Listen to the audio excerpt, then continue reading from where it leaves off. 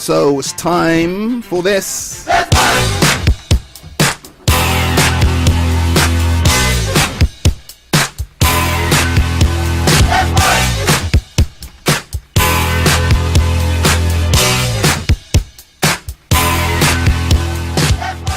That's it. Let's work. Let's get to business. Let's teach all you young and old entrepreneurs. I've had a few people saying to me, don't leave us out as well. You're never too old to learn or try a new skill or start into business. And in fact, the grey pound is expanding, is it not?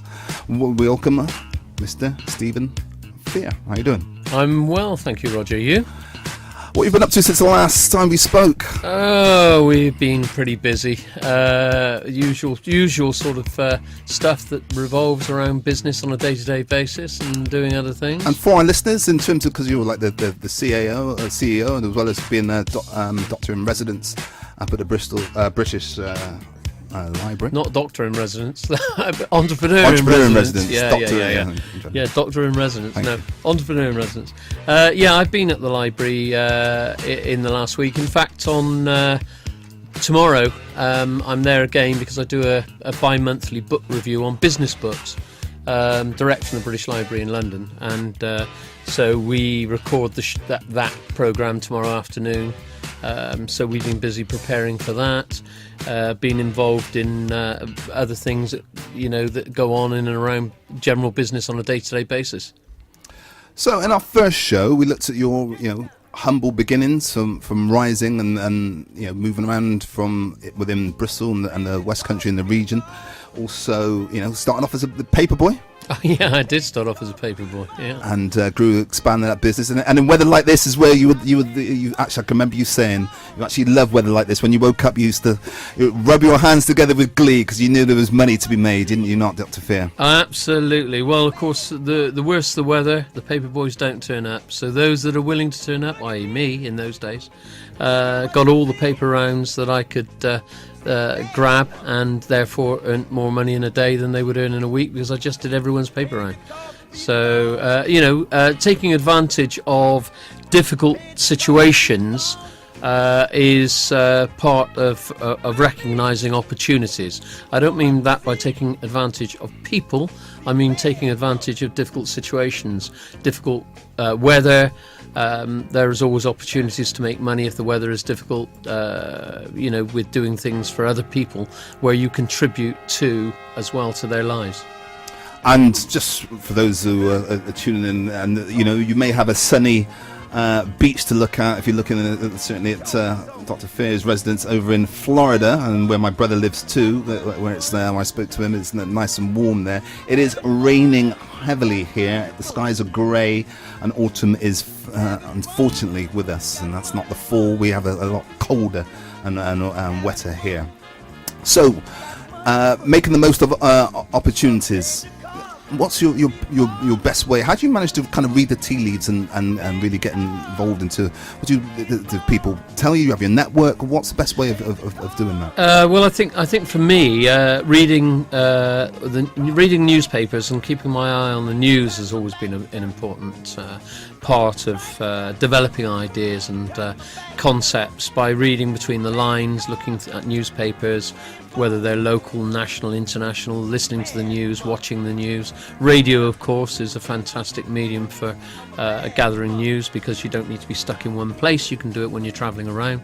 And thinking about things that people need. I mean, the thing that a lot of people forget with business is that if you don't have sales, you don't have a business. You have to have sales. Therefore, you have to have a market for what it is you want to sell.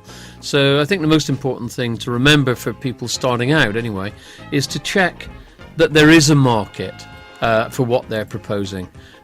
Before going down blind alleys, actually checking that there is a market for what you propose is the first thing to do.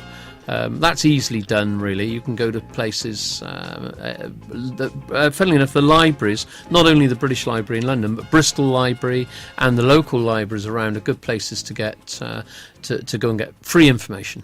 You and your libraries, that's how you built your fortune as well.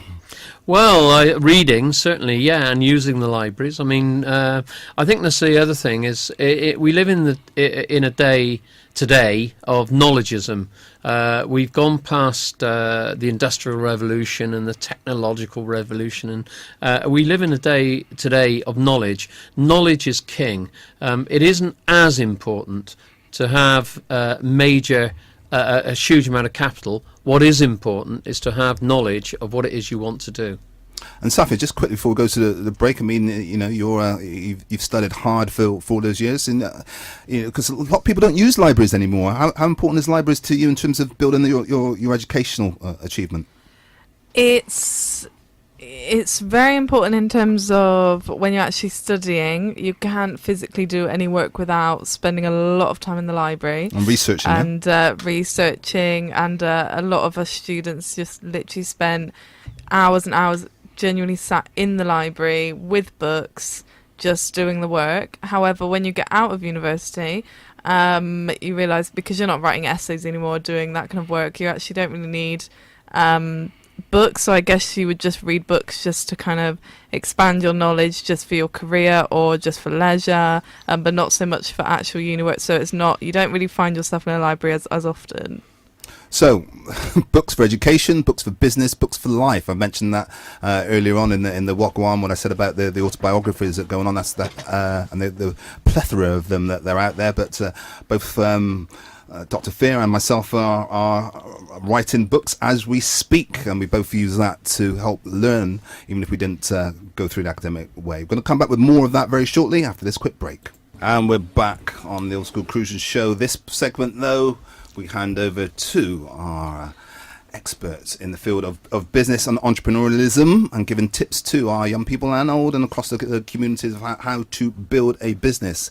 So as I said last week, last month, I should say, we looked at how you made those steps, how you exploited opportunities such as a bad weather, how you grew the business. We also looked at access to finances as well as part of that, and we have Poku will be coming in very shortly. He's just come off in the traffic, and Charlotte will be interspersing in later as well. So we talked about that, and we're going to cover that a bit later. But how did you manage to expand the business? So how did you was there a time at any point you thought, this is going well? I mean, what did you use? What did you lever in to kind of grow the business? Yeah, well, I think the business, in a way, it was just sort of grew organically through ideas. Around about in the early 1970s, it was obvious to me that the UK was going to join what was then the common market, which of course is now the EU, under much discussion and much debate politically. But regardless of that, in those days I felt going to join the EU. I felt it was inevitable that we would. And obviously subsequently we did. And it also seemed obvious to me that if we did that, then other countries outside the EU were going to find it more difficult to sell into the EU. Countries, I mean, like the USA, where there might be more import tariffs and things. So I always felt that the UK would be a good place to be based for American companies, because they would be able to launch into the unified market of what would eventually become 600 million people. And that the Americans would be very keen to do that. So I decided to take myself off over to the States and start making contacts, so that I could effectively find companies within the UK that I could then sell to. And what were you selling? The companies themselves. I was looking for two things. One was the opportunity to become a distributor within the EU for American companies. Or secondly, companies within the UK that I could sell to big American conglomerates.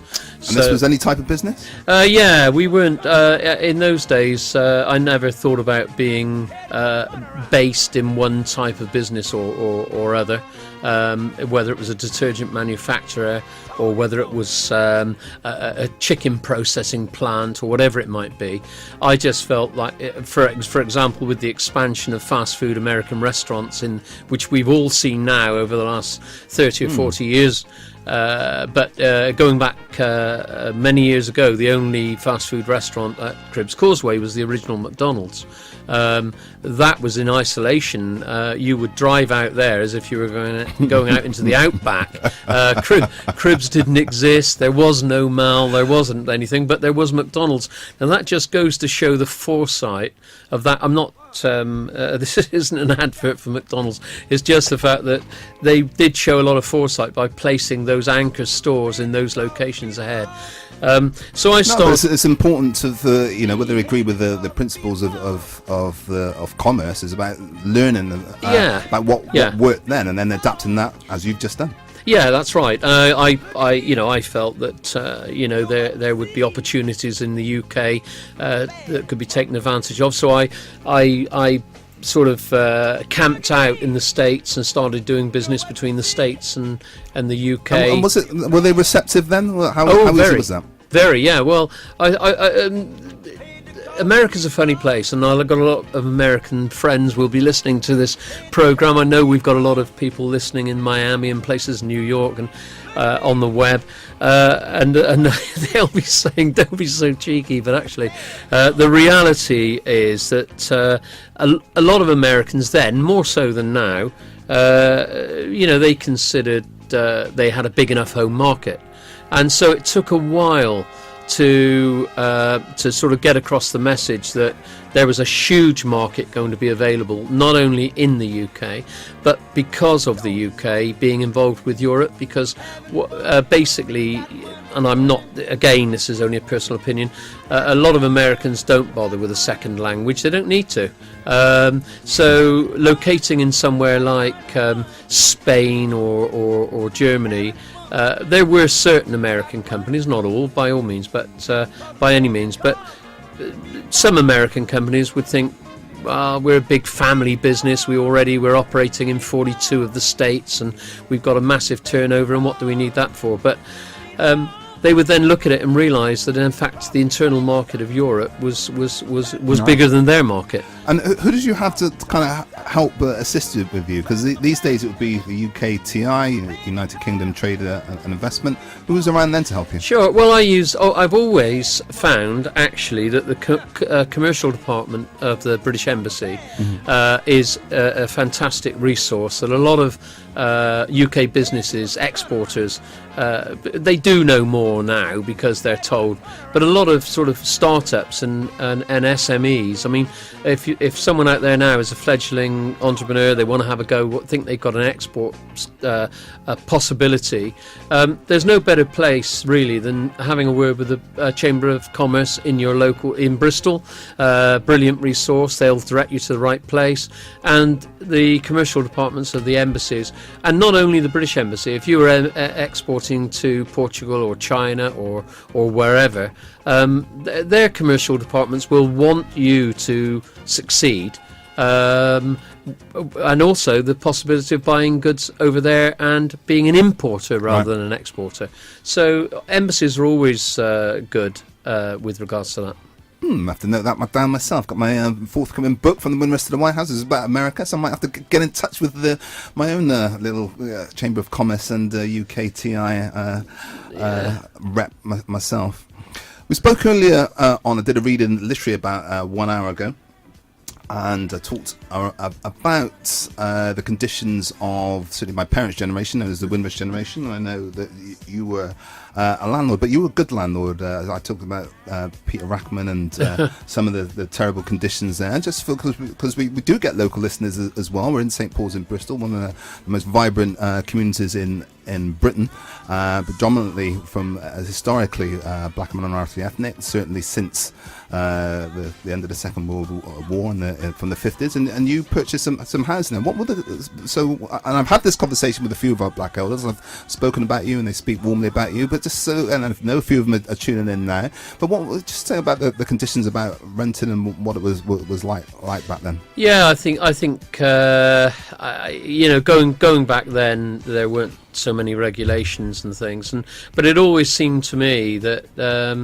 I felt that if I owned a property that I rented out, that the tenant had an obligation to me to pay the rent that we agreed, but I equally had an obligation to make sure that the property was worth living in. So, damp and dank conditions. I won't go into the Rackman years, but there were as an individual, but there were landlords then. And there are still some now that would not be so worried about that. For me, yeah, removing bathrooms. I just read it all out. I mean, that's from my area, and I'm placing this in the context because this is part of your portfolio of property. This is how you grew the business. Sure, but you believed in being fair. Yeah, I think I'll tell you. Actually, I think it's commercial naivety not to be fair. Okay. And I'll tell you the reason why I think that. People, generally speaking, if you charge too much rent and you supply too little in the way of the property that you're actually renting out, then likelihood is you'll have a heavy turnover of tenants. Right. And you'll equally have, in that, tenants that can't pay. So you are then put to a huge amount of trouble, expense, repairing properties, trying to find new tenants, and all those things that go with that. When taking just a little bit less in rent and supplying just a little bit more means that the tenants want to stay with you rather than leave. Similar thing to employees. If you've got someone that works with you, we consider in our businesses we don't have any employees in our mind. We have partners.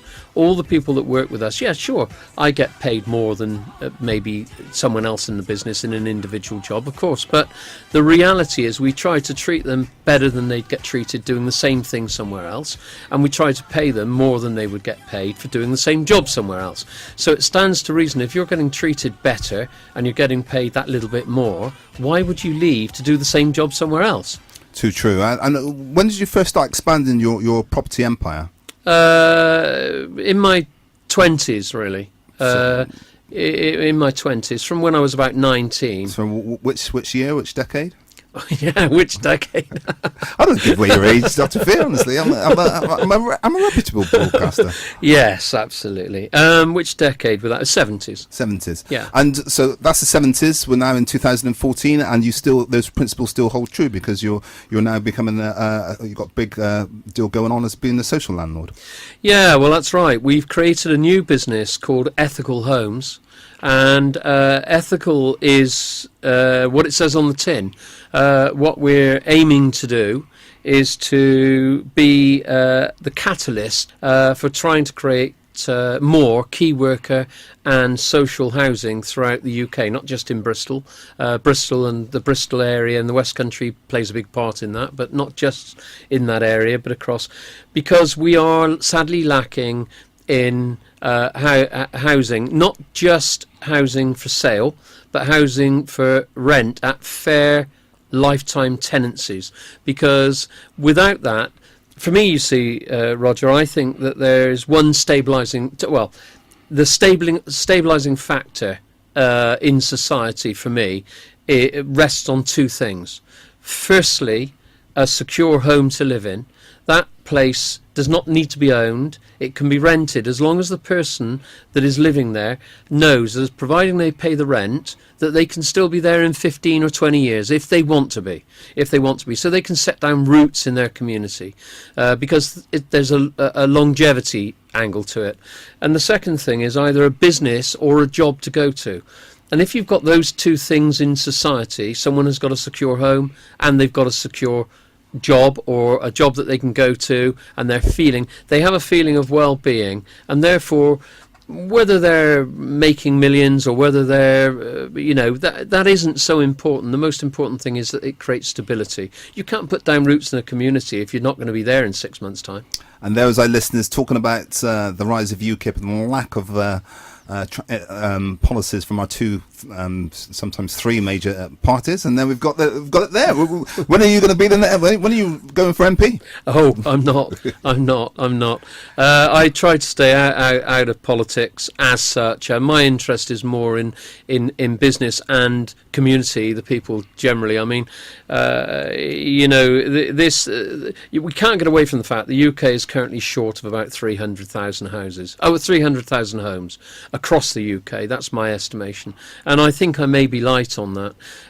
Every year we don't build those homes, it becomes more desperate. I've just I suppose I can mention this. I've just agreed to become patron of Emmaus, the homeless charity in Bristol. Yeah, it will be announced. This is the first time it's been announced, but it will be announced. It's a very, very important charity because they create.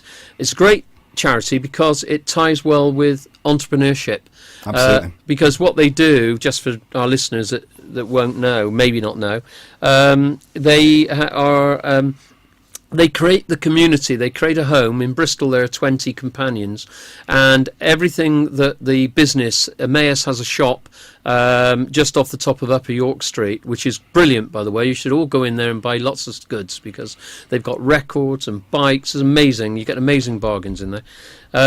But the money that is created, the Emmaus companions work repairing, some of them work driving. There is a real need for volunteer drivers there at the moment. So if anyone out there is looking, has got a driving licence and would like to volunteer for Emmaus, they should contact Malcolm Thorne, who at Emmaus. Malcolm would be only too glad to hear from you. But the important thing is they make these goods, they repair these goods, and they sell these goods, and that provides a home, accommodation, and food, money for men and women that have sometimes been on the streets for many, many years. Absolutely. It's a very, very important enterprise. And that's based right here in St Paul's, just absolutely. Up the road. And Richard Penderbury, OBE, was one of our first guests on Bristol's Big Conversation as well. So we do know about Emmaus. We support them. Been to the London opening, and we've got. You're replacing Terry Waite, or no. Terry is president. Yeah, Terry. I know Roger and I. I've got to get the ranks right. Oh yeah. No, I'm only a patron, but Terry is still very much involved with the Emmaus UK, and of course now you're talking of a true humanitarian. Absolutely, he's a wonderful, wonderful guy. Right, we're going to come back with some more. I'm just going to reset the show at 4 minutes past 6, and we're back on the Old School Cruising Show with me, the G-Man, aka Roger Griffith, and we're inside Dr. Fear's Business Remedies Part 2, Show 2, and we do it every month, hopefully the second Monday of the month until the end of the year. It's the second of 4 programs in the series where we follow different tips and get great expertise and knowledge about how Dr. Fear made his fortune, ethically of course, and it's no bad thing to be right on money, especially when he's given his time to come back to work in the community. That's what it's all about, and plowing that in. Just before the break we spoke about Emmaus, a great charity and great friends of ours, and Safia has got the telephone number for you if you want that. Telephone number is are you talking about this? Sorry, G-Man. Telephone number is 0117 954 0886. So that's 0117 954 0886 to get involved with that one. Thank you very much. Welcome, Charlotte. How you doing? I'm well, thank you. Doing Have good. you been listening? I have. When I can get the chance. Yeah, to today's show, obviously, and you're studying. Yes, I'm studying business, doing my 3rd year, and that's business and management, to be correct. And so, what kind of things would be kind of useful for you to kind of gain? For me, well, especially listening to Dr. Fear, and I like the fact about there's always a need, and it's not even just a want, a need in the community that's always not being met, and just thinking about it's always good in business, and working in the community to fill those gaps. So I really think that's a way of empowering people, as you said. That's why, people would want to, they could be getting paid somewhere else, but they'd rather stay with a company and get paid more and treated better. And it just reminds me of things that I've learnt in business, but ethnical business, you know, and I think that's quite important. I agree. I think you know, it just builds a relationship. Building relationships with people is the most important thing. I mean, we've got people in our business, and they're still working with us 45 years down the road. Not just as working within our businesses, but also working for other businesses that are contractors to us. We still use some of the same people. And you can only build those relationships if you basically do what you say on the tin. So you have to try to deliver what you say. It isn't always possible, of course. I mean, sometimes things go wrong, but the important thing is when they do, to try, if possible, to communicate. And if you can communicate, usually if you sit down and chat with people, you can resolve the issues. That's what I find. Great. So we spoke about kind of building the business, but in order to do that, let's talk about one of our key themes for this week, which is costs and finance. We'll talk about finance, and Poco's going to come in very shortly. Spoke about the different routes and things like social investment bonds and the different routes that are out there. But how do you manage to keep costs down and keep a track of that? 'Cause that's one of the key things in building a successful business. Yeah, I think it is. I think one of the things that I mention all the time in any discussion I have with anyone is to really try to keep your overheads low. Start-up businesses do not need to take long leases on commercial premises. You're better off to pay a little bit more and take a lease that you can get out of, a license monthly maybe or whatever. There are plenty of opportunities to go into serviced offices, factories, warehouses, storage units, and if possible with with computers these days, it's quite possible to work even from home, and in many jobs that you do, particularly marketing, and try to keep down any costs. Now, I would just like to say that people talk about long-term, medium-term, short-term overhead. As far as startups are concerned, as far as startups or newly formed businesses are concerned, in my opinion, a long-term commitment is anything over 3 months when it comes to leasing. So if you're a startup, I would avoid leasing vans and cars. Better to buy a slightly older one if you can, because you're not committed to those monthly payments. If something goes wrong with it, you might have to get it repaired, but maybe you can hire a car or a van for a day or two whilst you get it sorted out. But you are in control of when you get that done. The problem with leasing, those payments come round on a monthly basis. So offices, particularly offices with computerization now, I don't think it's necessary for startups to start taking on offices. Working from ivory towers and creating a big flash building doesn't mean you're making money. And every penny you spend on wasted overhead is a penny that would be profit. So it's important to make the business sustainable. It's important to make the business work. So you might need something, but try to keep it to a minimum. That's the first thing. Okay, Poco, welcome to the show. Thanks for joining us. Hello. And what are the type of questions that young people come to you about, certainly around finance and costs? I guess to start off with, it tends to be the product that they're trying to either bring to life, so to speak. But I think generally young people as well, taking a typical example of one of the youngsters that we're dealing with, he came in straight away not necessarily talking about the service that he wants to provide, but straight away looking at an office, whether he can get an office, and whether he can how he can get equipment such as PCs in the office. So we had to scale it all back and talk about why he needs that in the first place, because it's an IT business, at the start, to start off with. So I think many a times it's the perception of, okay, going into business, I need an office, as opposed to what do I need at this particular time or phase in my business.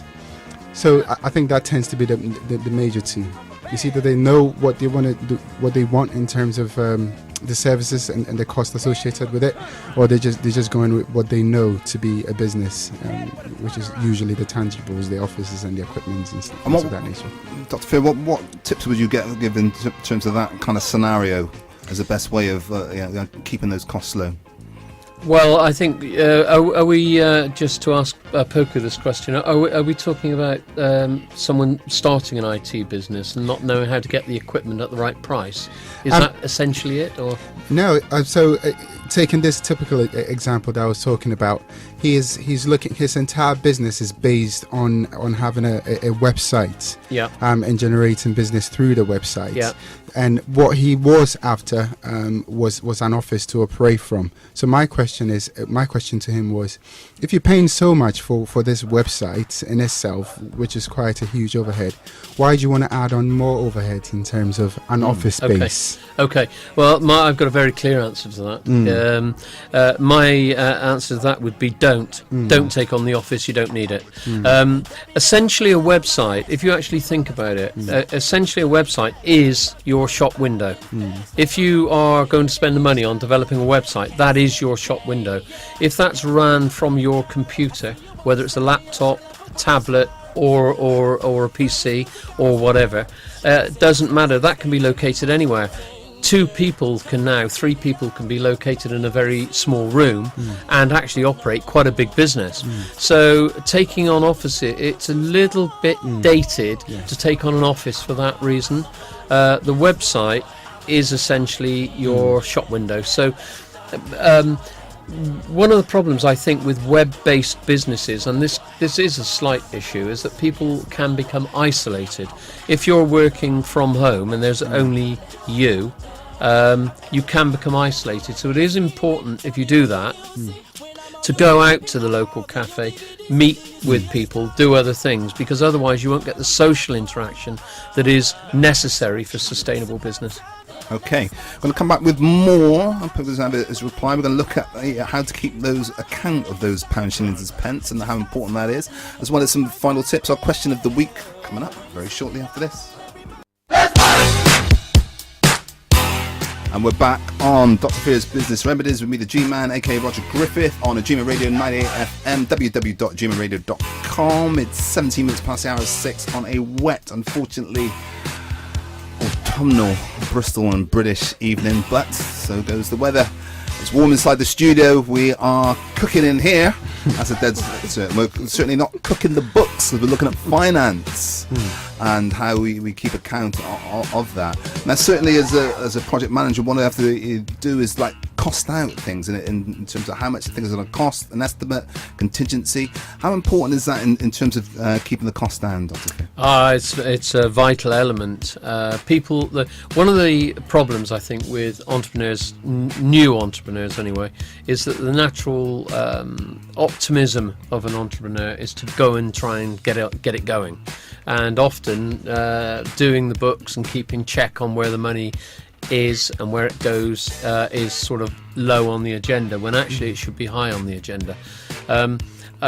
My advice would be to anyone starting out is to go, and I wouldn't necessarily put it on the. You can put it on the computer if you want to. It doesn't make any difference whether you record it on the computer or whether you can record it in an exercise book. But the important thing in your business, I think, is to create a chronological ledger. And what you do is just write down everything you spend and what it was spent on and why, and everything you have in as well, so that chronologically. And as long as you've got that, if you lose, you won't lose track of where you are.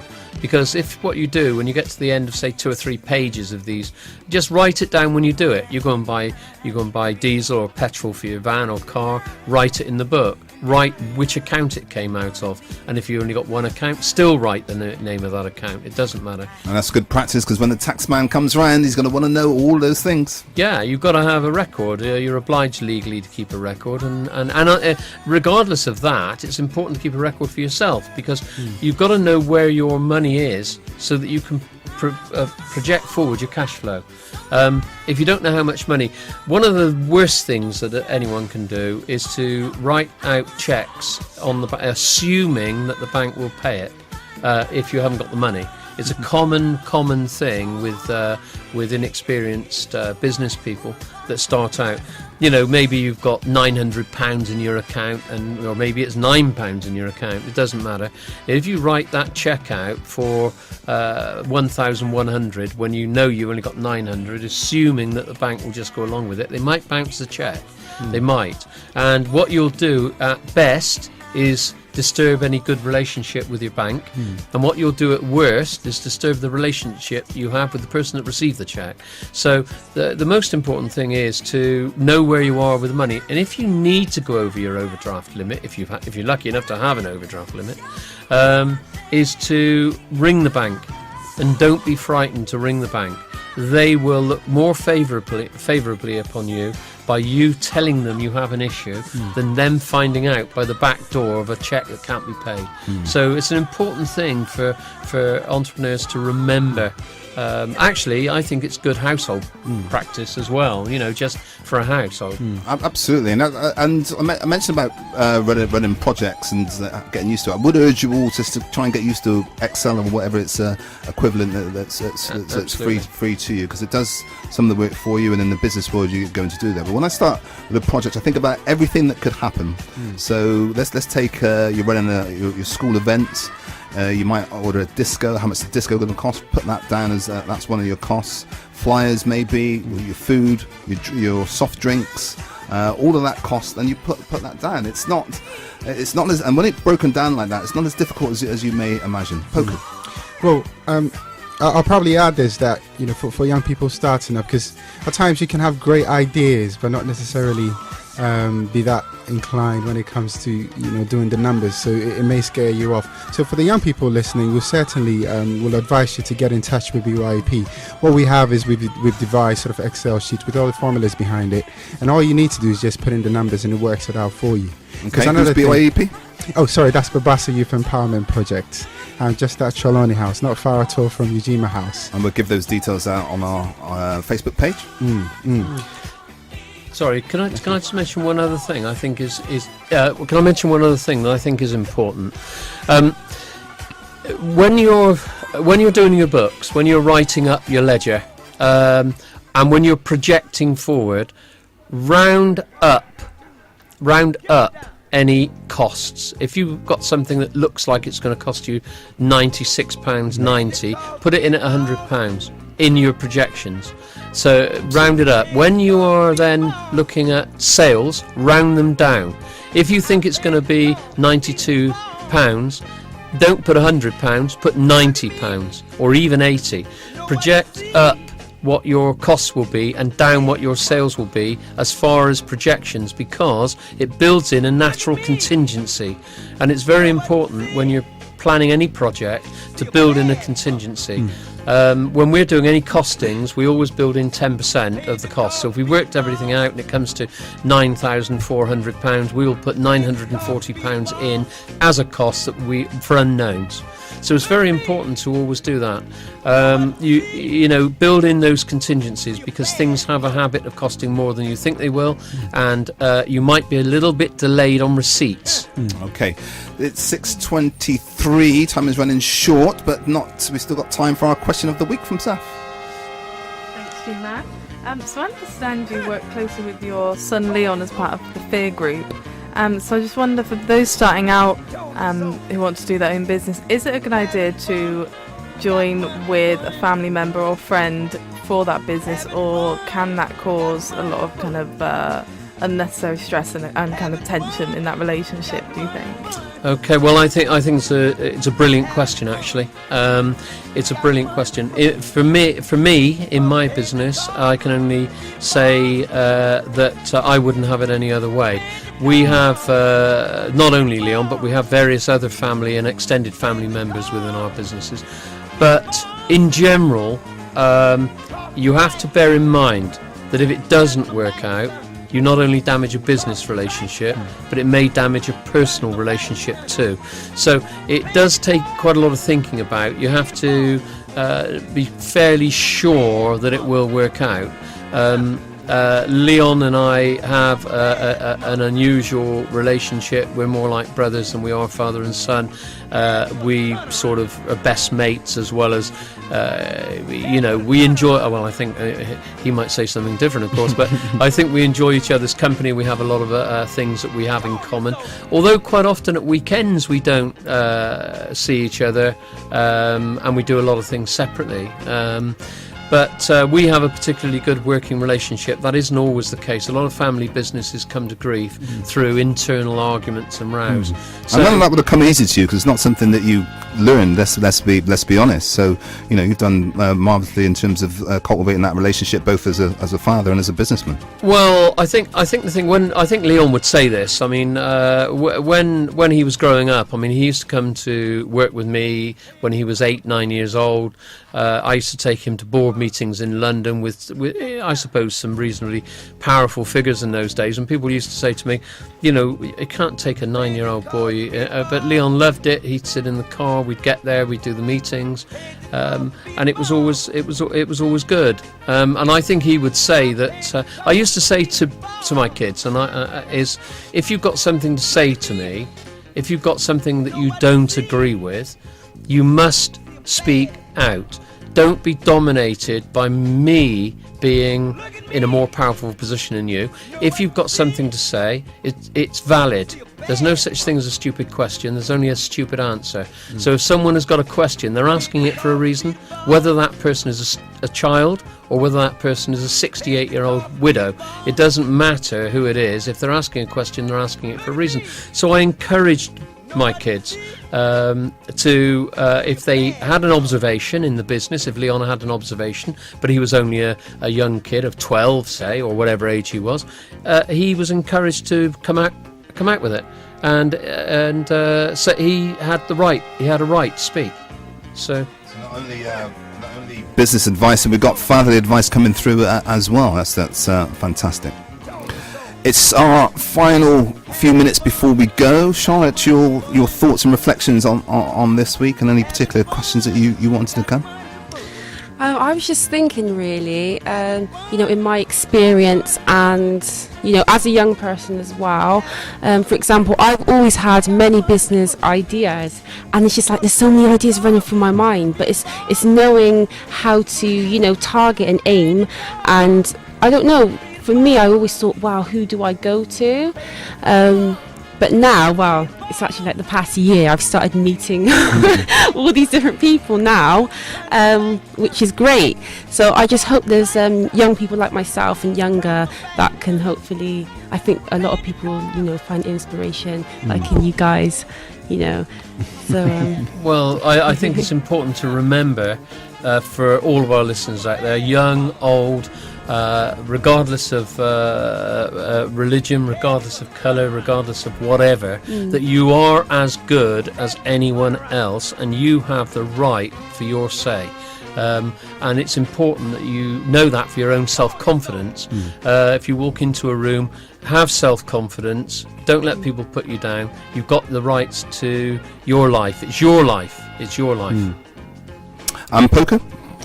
Yeah, that's such a powerful saying from Dr. Fear, and as he was speaking, I was just thinking about this picture that I saw of a bird in a cage, but the cage door was open, but the bird was still scared to go out to the open and enjoy freedom as it is, and just Dr. Fear speaking just made me think of how many a times we do end up living in this psychological jail, so to speak, and the fear to break out. So I guess I'm not saying that I have the answers, but it's just something that I guess every individual, certainly myself, I'm trying to work through, because at times we don't even realize that we are in this psychological jail until we really test our vulnerabilities. What are the types of things that you're going to use then, Poku, to bring people out of this psychology jail? You've got an event coming up, I understand? Yeah, absolutely. And we've certainly got managed to get Dr. Fear down. So if you want to see Dr. Fear, unlike last year, if you want to shake his hands, then you have to be down Saturday the 25th of October 2004, of course, 14, at the Holiday Inn. Get in touch, go onto the website, byep.org.uk, book yourself a ticket, or being well, it's nearly sold out, so book yourself a ticket as soon as possible and come meet the likes of Dr. Fear, Tim Pemberton, and a whole host of other really inspirational figures. Also, I will be there, Charlotte, on the day. Can't wait. And I'll be there too. So it's almost another family occasion there. That's certainly, right. And don't forget, you'll have the Rumble on the radio, G-Man versus. So I'll have DJ Style after that. So I'll be in my business hat, and then I'll be my playful side as per usual. It's 6:30 on the dot. Final comments from you of this week, Dr. Fear. Well, my final comments really this week would be to have for everyone listening, if you're thinking of starting a business, please definitely think about going ahead with it. Don't delay. It's your life. Get on and create the business, because new businesses are the lifeblood of our society. They have to be created to create the jobs of tomorrow, and it's the young people out there that will create these jobs. That isn't to decry, as Roger said earlier, the grey brigade like me. We all there are lots of older people starting businesses too, and there's nothing to stop them either, and these same questions and answers apply to them. So, and a lot of you out there listening to this, because I'm coming across quite a few of particularly young people, but also picking up people who want to do something with their lives. The world of freelance, that's starting your own business. Okay, you might do a few hours here, a few hours there, a project here and a project there. Freelance is still the same skills that you're going to need. You might go and work with a company. You might work with a freelance company like ourselves, or via a G-Man, like I said about events, or being a DJ, being an artist, being a musician. All of those things are a part of that, and especially in Bristol at this particular time in the creative arts and media world, we're going to be looking at those industries, and certainly people like Business West and the Local Enterprise Partnership, and saying that what about the local people here? So now is your time to brush up on those business skills. Okay, is that all from all of you? I'm certainly getting a nod and the thumbs up. That was program 2. Get down of The Boss. We're talking Dr. Fear's Business Remedies, part 2. If you want that show again, go back online, www.ujimaradio.com, click into about 30 minutes through or 35 minutes through, and you'll get that show. Click on to obviously the Cruiser Show with the G-Man. That was all for this week, and thank you very much, Poku. Thank you. And the event is again? The 25th of October, the Saturday the 25th of October. Time? It's 5 till 10. And come as you are, come as you like, but certainly don't miss it if you get the chance to book the ticket. Place? It's Holiday Inn, just city centre, just 5 minutes from the McDonald's. And we'll be putting all those details up online. Charlotte? Yes, I'm going to be there. I booked my ticket. Great. I believe I'm a little bit nervous, but from what I've heard already, that it's going to be quite relaxed. Don't worry, you'll have plenty to offer, and especially your journey as both a single parent and going through from college onto university is going to be an inspiration to plenty. Absolutely. And finally, Dr. Fear, you're going to be there and you're starting a new column. Yes, I will definitely be there. I'm one of the speakers, so I will be speaking and hopefully meeting all the people or as many as I can anyway, that turn up. And yes, I've written a column for the Bristol Evening Post, which I think will be in this week's paper on Wednesday. That is a follow-up to this programme, so anyone that wants to read that, excellent. Find the Bristol Evening Post on Wednesday. Getting everything on the map. Okay, thank you all, team. We'll be back next month for Dr. Fear's Business Remedies Part 3. We're going to pick up that theme of what Charlotte said. We're looking about mentors and the importance of that, especially after the event. 25th of October, you heard it from Poku, the chair of, the leader of BYEP. Down at the Holiday Inn, and you'll have plenty of community members down there. We're going to go back to the sound clash between the producers, Quincy Jones versus Nile Rodgers, and here's I Know Corrida from Michael Norado.